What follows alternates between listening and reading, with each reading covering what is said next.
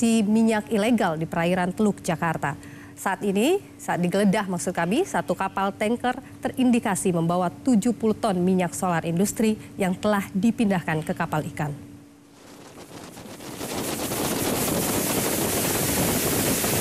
Saat dilakukan penggeledahan, tim mendapatkan kapal tanker MT Segaratama yang membawa 70 ton BBM jenis solar sedang mentransfer sebanyak 40 ton solar kategori HSD ke kapal ikan KM Harapan Kita Jaya. 3 orang ABK diketahui membeli solar HSD ini sebanyak 60 ton. Kapal-kapal ini biasa beroperasi di sekitaran Tanjung Priok. Dalam penggeledahan, petugas tidak menemukan dokumen transaksi jual beli.